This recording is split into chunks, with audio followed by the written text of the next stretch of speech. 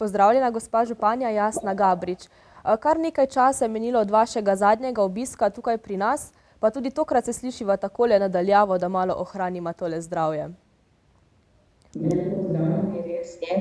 Čas hitro beži, tale epidemija pa tudi svoje povzroča pa nam dela, kar se tiče naših življenj. Tako da žal tokrat še vedno nadaljavo, upam pa, da se bomo tudi kmalu srečali tudi v živo. Ja. Vstopili smo v mesec april, se pravi prva četrtina leta 2021 je že za nami. V Trbovljah pa kljub vsem problemom, ki jih je povzročila korona kriza, imate odprtih en kup enih projektov. Pa jih za začetek samo našteva nekaj, potem pa se bova dotaknila vsakega posebej. Ja, ker veliko je gradbišč, pa to ne samo v centru mesta, ampak tudi po okoliških hribih. Lahko začneva z določenimi prenovami lokalnih cest izven mesta. To pomeni po Knezdolu, potem tudi na Vrheh, manjše te ulice, ki jih prenavljamo. Kar se tiče pa trenutno večjih stvari, so pa seveda Ledenica. Kmalu se bo začela tudi prenova ceste od semaforja pri Komunali do Centra za zaščito in reševanje, torej gasilskega doma. Potem gradi se nakupovalno središče, ki ga gradi investitor v našem mestu. Nedolgo nazaj smo podrli Klenovškovo hišo, tako da se ta prostor zdaj malce odprl pri Delavskem domu in bo na voljo začasno sicer parkiranju. V prihodnjih letih pa bomo nekaj sredstev morali nameniti torej tudi projektiranju in iskanju rešitev prenove celotnega prostora v okolici Delavskega doma Trbovlje. Potem, kaj naj še rečem, začela se bo prenova v samem domu Centra za zaščito in reševanje prostorov, kamor se bo selil Center za obveščanje 112. Začenja se tudi sanacija tega vsada na cesti proti Dobovcu, kjer bo tudi začasna ali pa je začasna popolna zapora zaradi nevarnosti del. Skratka, iskreno povem, kar veliko teh projektov, če dodam pa še vse 4 evropske projekte, ki se tudi počasi začenjajo, gradnja Zasavskega podjetniškega inkubatorja. Podpis pogodbe bo v mesecu aprilu oziroma začetku maja. Potem tudi prenova industrijske cone v Ujeci nasipi, podpis pogodbe in izbor izvajalca še v tem mesecu. Potem so pa še na vrsti kanalizacije in kolesarke, kar sledi v drugi polovici tega leta, tako da ne bo nam dolgčas oziroma nam sploh ni dolgčas. No, pa se najprej ustaviva pri športnem parku Ledenica. Torej, zakaj se sploh gre, komu je namenjen, kaj vse bo vseboval in pa predvsem na kateri stopnji del je trenutno?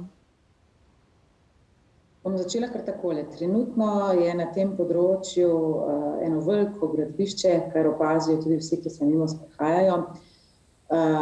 Trenutno se delajo tista zemeljska dela, čisto osnovna, kar pomeni, da so sicer najbolj zahtevna, treba je pilotirati, treba je narediti temelje stenam, pilotom, na katerih bo stal potem tudi ta most.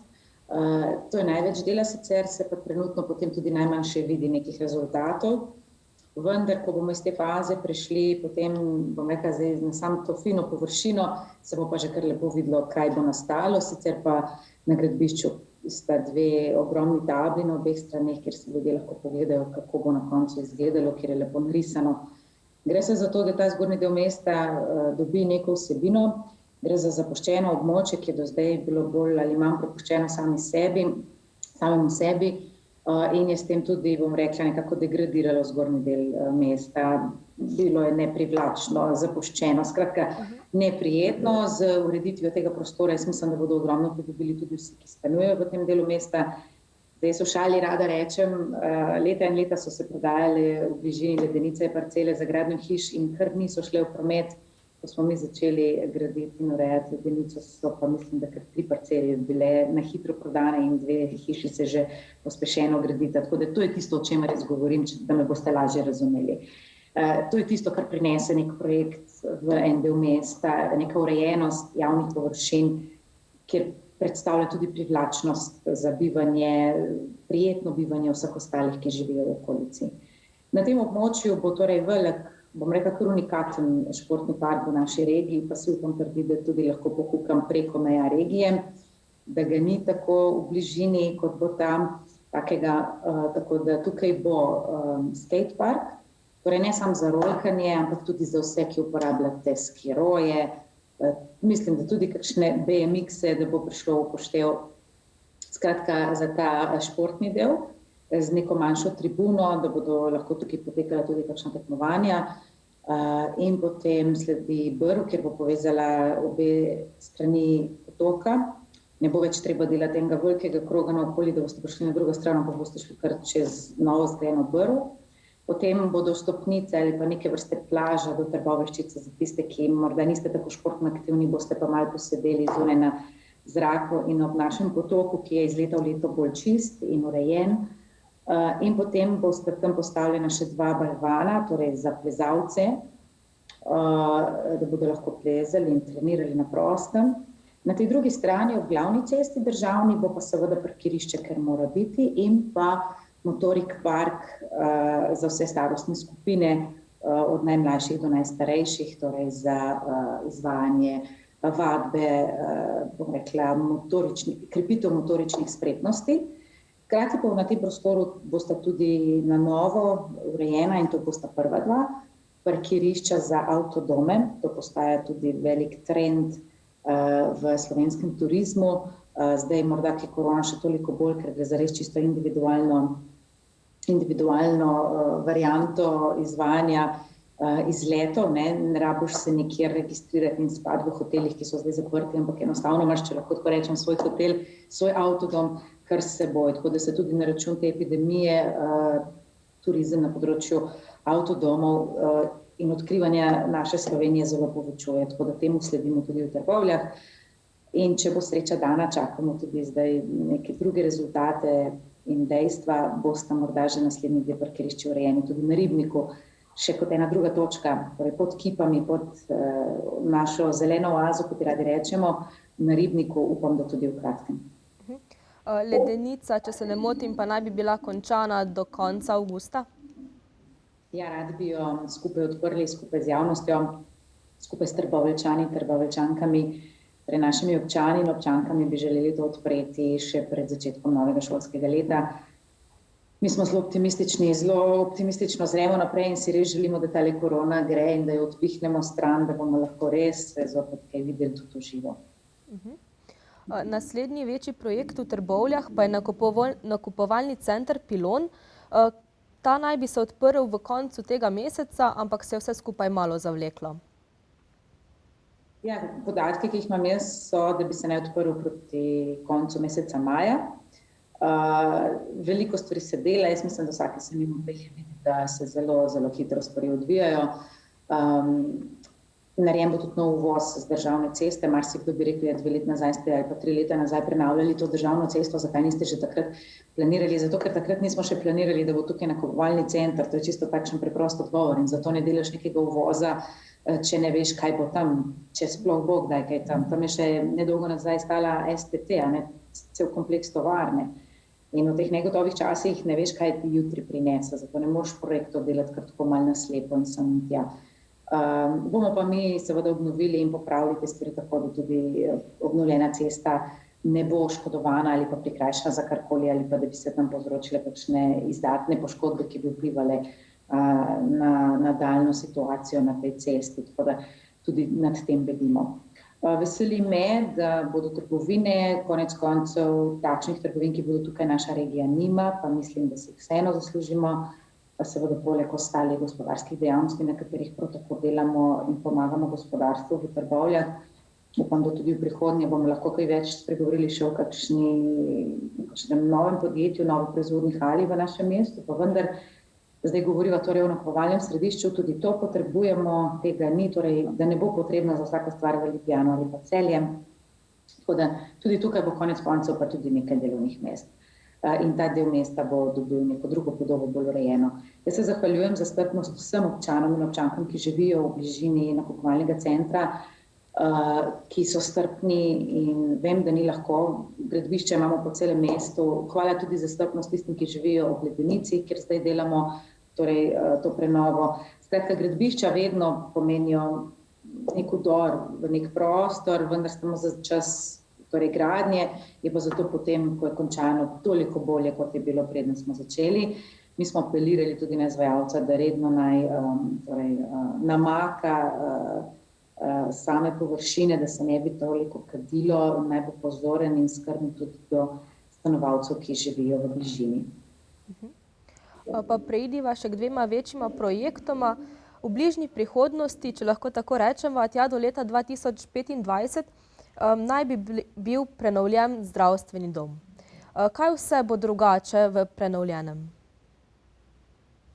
Ja, zdaj težko rečem, ker trenutno se delajo projekti.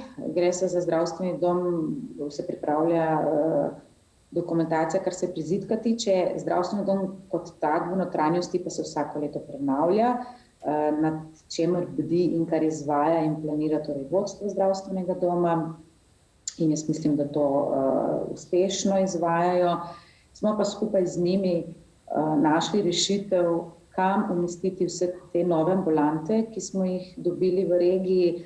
Gre se predvsem za center za razvoj duševnih bolezni, oziroma za seveda zdravljenje duševnih bolezni. In nismo imeli prostora za te nove dodatne ambulante.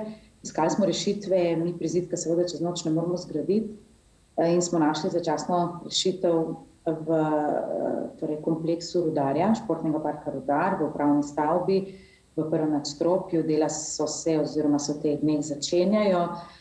Tam bo našla svoj prostor medicina dela, torej stavba je še vedno relativno blizu tako bolnišnici kot zdravstvenemu domu, zato smo se zanjo tudi odločili. In seveda tam, kjer pa je medicina dela, trenutno v zdravstvenem domu, bodo pa prostori namenjeni torej vsem tem novim ambulantam, ki prihajajo v naš zdravstveni dom. Vsi vemo, da v Trbovljah okoli bolnišnice in pa zdravstvenega doma že sedaj primanjkuje parkirnih mest. Kako boste rešili ta problem? Parkirna mesta, mislim, da so rak rana vseh slovenskih malo večjih mest. Pa naj si bodi to, da se boste po Ljubljani, po Celju, Škofji Loki, Tržiču, Trzinu, kjer želite, ja, so težave z parkirišči. Mi pa jih imamo še toliko več, ker smo utesnjeni v to ozko dolino, kjer ni nekega velikega manevriranja in prostora za kakršnekoli rešitve. Zdaj, ko se govori o javnih, moramo ločiti, ne? Javna parkirna mesta so mesta, za katere skrbi občina. Torej, to so javna parkirna mesta, ki so namenjena ponavadi vsem, morajo biti, ne? In ponavadi v primeru, zdaj, ko govorimo o bolnišnici in zdravstvenem domu, so namenjena obiskovalcem zdravstvenega doma. Zaradi tega je bila pred leti narejena modra cona, zato to je samo 40 parkirišč, tako da teh 40 parkirišč, tudi če bi jih odvzeli iz modre cone, ne bi rešile problema parkirišč, ne?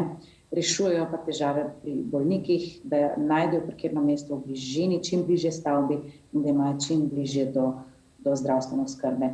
Torej, to je samo 40 parkirišč v modri coni, torej 20 jih odpade na zdravstveni dom in 20 za obiskovalce bolnišnice. Zdaj zdravstveni dom je v lasti, če tako rečem, in je ustanoviteljica zdravstvenega doma občina Trbovlje, zdravstveni doma pri stavbi parkirišče. Smo pa zdravstvenemu domu zdaj pripravili tudi projekt, da bi lahko, kolikor bo želeli, v tem svojem investicijskem ciklu v prihodnje zgradili tudi še eno manjše zraven parkirišče. Pred leti je bilo pa narejeno tako še eno dodatno parkirišče pod cerkvijo, če ste ga opazili. Torej, zraven je pa še en manjši travnik, je pa možnost v prihodnjih letih narediti še eno parkirišče. Zdaj, če govorimo o zaposlenih, ki nimajo kje parkirati, glede na to, da za obiskovalce so zdaj parkirišča namenjena pred temi zgradbami. Zdaj tam imamo nekaj težav z sosedi, ki mejijo na ta travnik, ki ne dovolijo in ne podpišejo, da bi lahko tam to delali, glede na to, da smo mejaši, rabimo to soglasje, tako da bo tudi od tega odvisno, od ljudi, ki so tam živeči, ne? Bolnišnica je pa spada pod državo, bolnišnica pa prav tako mora poskrbeti za svoje zaposlene oziroma mora in verjamem, da skuša. Pred leti si je uredila parkirišča za bolnišnico, kolikor mi je znano, bodo v tem letu urejali ali pa v drugem letu urejali še nekaj dodatnih parkirišč zadaj na travniku.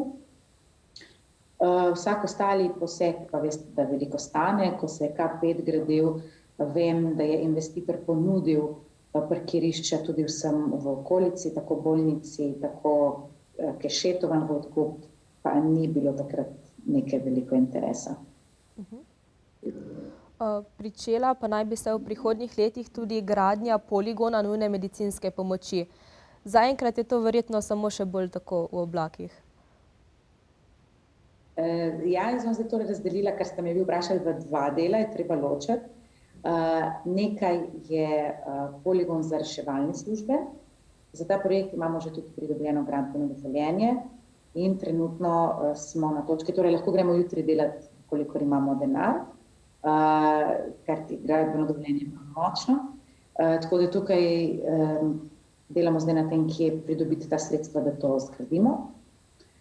Druga stvar zraven tega poligona, ki bi bil namenjen vsem reševalnim službam, je pa zdaj, imamo pa izzive na področju projektiranja za novo reševalno postajo, ki bi jo iz bližine Centra za zaščito in reševanje preselili na to drugo stran, zraven helioporta. Trenutno smo naročili pripravo idejne zasnove samega objekta. Ko bo idejna zasnova pripravljena, bomo se pa potem pogovarjali, kaj je sploh možno, realno, kako to umestiti v prostor in tako naprej. Skratka, na tem projektu pa pridno delamo, medtem tisti, kar se tiče poligona, je pa zaključen in je samo še vprašanje sredstev in takrat bo narejen. Seveda pa, če že midve takole govoriva, ne morava mimo najbolj pereče teme konca lanskega oziroma začetka letošnjega leta, in sicer odstop vaše občine od družbenic Ceroza. Pa dajva najprej omeniva, zakaj je do tega sploh prišlo. Mi smo izstop napovedali že leta 2019, če me spomin zdaj ne moti, torej že 2 leti, ravno v mesecu marcu je minilo 2 leti od takrat napovedanega našega odstopa in jaz mislim, da vsak dan več kot dovolj časa se na to pripraviti, še kakor to kresen, kar se tiče svojega dela. Mi smo ugotovili, da na takšen način, kot se je peljala zgodba Ceroz, se pač v prihodnje več ne more peljati. Opozarjali smo na določene nepravilnosti, takrat je na njih začela opozarjati tudi takratna predsednica skupščine, ki je bila z naše strani imenovana, in ko je videla, da ni posluha in da se čisto nič ne spremeni, je tudi protestno odstopila. Mi smo potem še poskušali stvari reševati, da bi bili vsaj slišani. Vi morate vedeti, da smo največji lastnik, največji družbenik v Cerozu, imamo pa najmanj besede. To je tako, kot če bi rekli, da ste vi lastnik enega podjetja, pa nimate, če lahko zdaj rečem po domače, nekega pravoglasanja. Ste sam tam, da ste, ko bo prišlo do problemov, vas bo pa takoj poklicali, pa vam bo račun na mizo izstavili. Ko pa ste pri točki odločanja in tako naprej, pa vas kaj resno ne jemljajo ali pa vas niti ne poslušajo. Zdaj boste rekli, kako to mislite, vas ne poslušajo. Mi smo takrat, ko smo napovedali odstop, tudi povedali, da prva od točk, ki je pereča, je ta, da ima občina Hrastnik zlati glas pri imenovanju poslovodstva. Poslovodstvo je tisti glavni krivec za to, kjer je Ceroz, in torej začnimo pri glavi, jaz pravim, da riba smrdi. Tako da nas niso poslušali, v 2 letih se glede tega ni nič spremenilo, občina Hrastnik bo še vedno zlati glas. Tako da mi smo na koncu ugotovili, da nekega premika pri tej družbi očitno ne bomo mogli narediti. Morate tudi vedeti, da po vseh javno dostopnih podatkih je družba insolventna oziroma zrela za stečaj. Če bila to kakršnakoli druga družba, bi bila danes najbrž v stečaju. Kdorkoli je danes od upnikov lahko spusti v stečaj. To se treba zavedati. Tako da ne vsi pravijo, smeteh je denar, očitno samo v Zasavju. In temu ni tako, pa si naj vsak razlaga po svojem. Potem pa kaj naj rečem, ko smo poskušali nek konsens doseči, smo se poskušali dogovarjati, ampak se žal ni šlo. Na koncu smo pa tudi ugotovili, da je prostora za smeti po besedah trenutnega direktorja samo še 2 do 3 leta. To veste, da takole, če zdaj tlesknem z roko, mine 1, 2, 3. 2-krat se bomo obrnili, pa bo ta 2-3 leta mimo.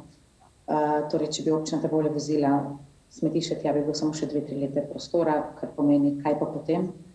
Vi morate vedeti, da mi nimamo tako malo smeti, da čez noč nekoga, kjer bo sprejel tako veliko količino smeti, ne bomo našli in se je bilo potrebno to tudi zdaj začeti pripravljati.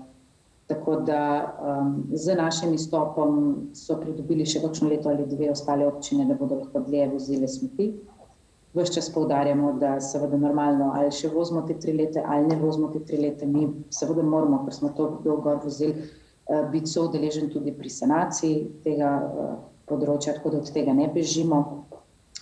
Tako da ne vem, kaj bi bilo potem tukaj tako zelo spornega. Moram pa povedati, da vse veste, v Trbovljah smo dali velikokrat to že skozi. Lafarge, termoelektrarna, Rudnik, Iskra, Peko, vse se je zapiralo. In nihče ni takrat z nami neki veliki okov, tako da pač družba se mora prilagoditi trenutnim razmeram na trgu ali pa trenutni situaciji, ki jo ima. Torej, če nekdo več ne vozi smeti, vsaj moje mnenje je tako, če bi bila jaz direktor take firme, bi takrat, ko mi nekdo napove odhod, nemudoma sklicala skupščino, začela iskati rešitve, naredila scenarij A, B, C, dala na mizo, se pogovorili, kateri scenarij bomo vzeli. Seveda je to težko, moš potegniti tudi kako črto po mizi, in reči, tako pač je. Torej, ne pa dajati izjav v medijih v smislu, da zdaj pa občina Trbovlje šla, zdaj pa vse slabo, obdržal boš isto število, ali bom rekla, imaš iste stroške, nič jih ne zmanjšaš. Mislim, da to ne gre skupaj. Če se ti nekje prihodek zmanjša, boš na drugi strani zmanjšal tudi stroške. To je osnova ekonomije, vse tako so nas učili. Tako da bo pač tukaj moglo vodstvo odigrati svojo vlogo, zato pa so tam in zato so tudi dobro plačani. Smeti pa Trboveljčani že približno 2 meseca vozite v Celje. Kako so zadovoljni občani? Za občane se nekaj dosti spremenilo. Spremenilo se je toliko, da je cena nekoliko nižja, vendar pri takem številu in količini se pač to ne zazna tako zelo, da bi zdaj rekla, zdaj imam pa kar naenkrat namesto 100 evrov, pa kar sem še 30 evrov, ker smeti v končni položnici niso glavni strošek. Hkrati pa smo si na ta račun uredili gospodarsko javno službo, za katero smo odgovorni za naslednjih 20 let. Vi morate vedeti, da smetišča po Sloveniji se polnijo, so zavezana k določenim količinam, koliko smeti lahko sprejmejo zaradi OVD, torej okoljevarstvenih dovoljenj, ki jih imajo. To pomeni, da nas čez noč kar nekdo, ko bomo rekli, zdaj pa nimamo kam več voziti, Ceros je poln, ne bodo kar vsi čakali z odprtimi rokami. Hkrati pa se takrat od njih odvisen in ti lahko postavljajo kakršne pogoje pač želijo, ker vejo, da jih rabiš. No, hvala Bogu, do tega ne bo prišlo, ker smo mi to zgodbo zdaj rešili. In je na dolgi rok bolj ali manj urejena. Verjamem pa, glede na to, da so ostale 4 občine proti občini Trbovlje vložile tožbo, da bomo se zaradi tega morali braniti na sodišču in da bomo zaradi tega vpleteni torej v dolgotrajne sodne postopke. Mi si tega sicer ne želimo, mi smo se pogajali do zadnjega, vendar, a veste, za pogajanje mora vsak narediti kakšen korak naprej, ne pa samo ena stran. Hkrati pa tudi lahko povem, da na sodišču so vložili poleg tožbe preostale 4 občine tudi zahtevo po sodni prepovedi, da občina Trbovlje, da bi nam sodišče torej nemudoma prepovedalo vožnjo smeti v Celje, ampak da bi mogli nazaj voziti na Ceros. Mi smo se tudi seveda na to smo se mogli opredeliti, spisali nazaj pa svoje argumente in sodišče ni ugodilo ostalim 4 občinam, seveda to je zdaj na prvi stopnji, zdaj so se zopet pritožili te 4 občine in gremo zopet zdaj tudi v tem postopku naprej in na drugo stopnjo. Če bi bilo po naše, mi ne bi hodili po sodiščih, nismo tudi nikogar tožili, če bi bilo po naše, bi mi te stvari zaključili in jih nekako korektno pospravili in uredili, ampak pač niso vse stvari odvisne zgolj od nas. Kakšen epilog in ne nazadnje, predvsem, kdaj po vašem mnenju bo konec to zadevo Ceros? To boste mogli vprašati pa ostale 4 župane, ker oni so tisti, ki vlagajo pritožbe, vlagajo tožbe, nas prijavljajo na vse mogoče institucije, tako da od njih je odvisno, kako dolgo bojo še to počeli in kako dolgo bojo na tem vztrajali. Tako da vam težko na to odgovorim. Najlepša hvala, gospa županja, za tale pogovor. Hvala tudi vam za današnji intervju, da smo lahko z vami in z vašimi gledalci.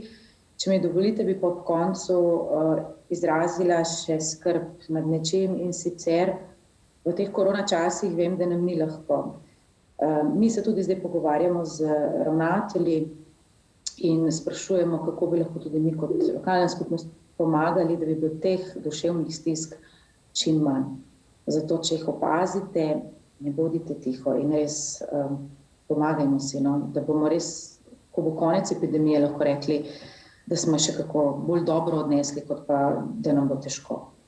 Vam pa še enkrat hvala za tole in res ostanite zdravi, pazite nase.